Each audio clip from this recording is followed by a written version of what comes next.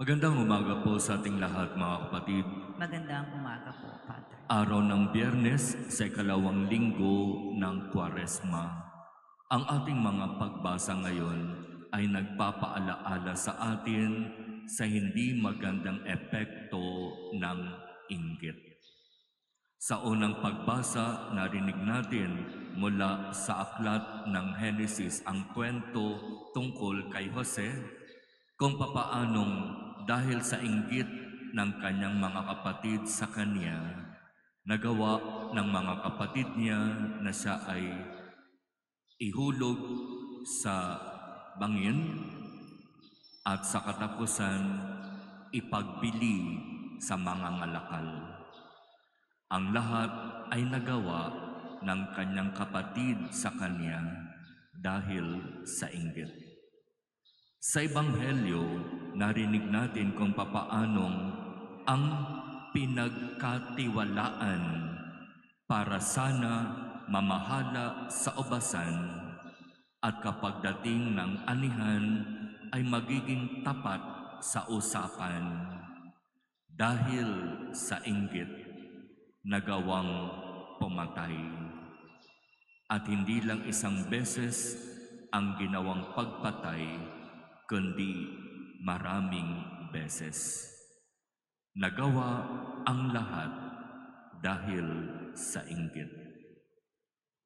Tunay na kapag tayo ay magpapadala sa inggit at hindi natin ito binantayan, marami itong pwedeng gawin sa atin.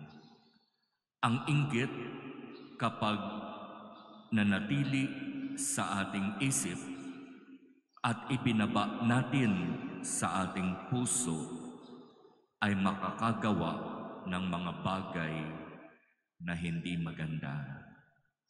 Kaya mga kapatid, sa panahong ito ng Kwaresma, isa ang inggit sa dapat nating alisin sa ating puso. At papaano ba natin masasabi na tayo ay inaalipin ng inggit? At kahit papaano, alam natin ang sagot. Masaya ka ba kapag ang iba ay gumaganda ang buhay? Masaya ka ba kapag ang kasama mo, kapatid, kaibigan, kapitbahay ay nakakaangat sa iyo? Hindi lang sa material, maaaring sa iba't ibang mga bagay. Masaya ka ba na ang iba ay masaya?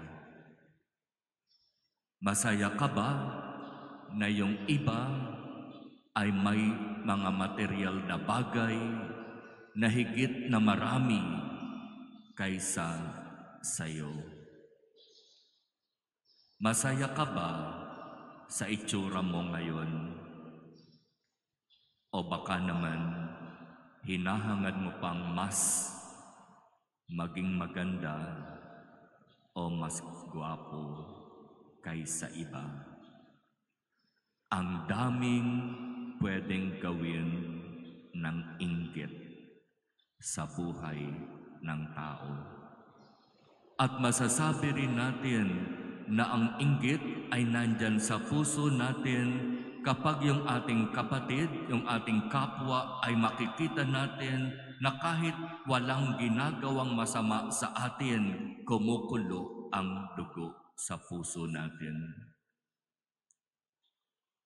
Bakit wala namang ginagawa itong taong ito?